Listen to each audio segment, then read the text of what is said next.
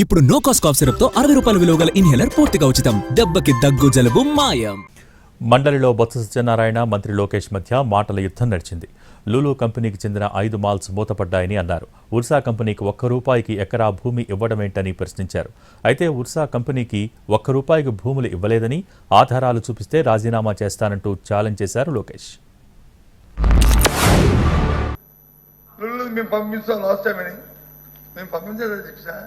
ఆ company worth ఎంత, ఆ కంపెనీ పెడుతున్న ఇన్వెస్ట్మెంట్ ఎంత, దానికి ఇస్తున్న భూమి విలువ ఎంత, ఏ విధంగా వస్తున్న ఆదాయం ఎంత, అవి లెక్కెట్టుకొని ఏ ప్రభుత్వం చేయాలి. అంతేగాని అప్పుడంగా దారదత్వం చేయడానికి కాదు కదా అధ్యక్ష.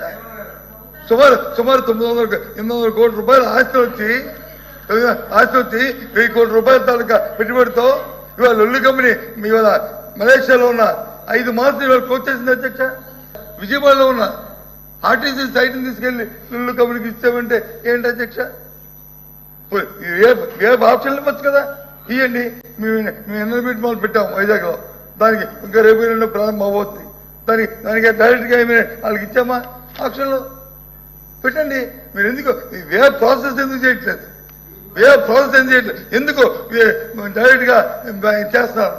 డైరెక్ట్గా ఉల్ఫా కంపెనీ దానికి ₹1 ఇచ్చేస్తారంటే ఏంటిది? మేము ఇచ్చింది 2 కంపెనీలు sir. One is TCS, other one is Cognizant. ఒక్కొక్కరు 25,000 ఉద్యోగాలు క్రియేట్ చేస్తారు. నేను ఇప్పుడే స్పష్టంగా చెప్పా, 15,000 కోట్ల యాన్యువల్ ఎకనామిక్ యాక్టివిటీ క్రియేట్ చేస్తాం. ఇవ్వకూడదా ఇవ్వచ్చా? దయచేసి క్లారిటీ ఇవ్వండి సార్. మాకు 2 కంపెనీలకు ఇచ్చాం, ఇంకే కంపెనీలకు ఇవ్వలేదు. ఇప్పటికీ ఇవ్వచ్చా ఇవ్వకూడదా మీరు కొంచెం క్లారిటీ ఇవ్వండి సార్. Thank you sir. టీసీఎస్కి ఉల్ఫా కంపెనీకి తేడలేదండి. దానికి ఇచ్చినప్పుడు వచ్చి మీరు ఏ ఆక్షన్కి వెళ్ళొచ్చు కదా, ఆ రేటుకి వచ్చి వాళ్ళకి కూడా ఇవ్వచ్చు కదా. మీరు డీటెయిల్స్ వెళ్ళండి సార్.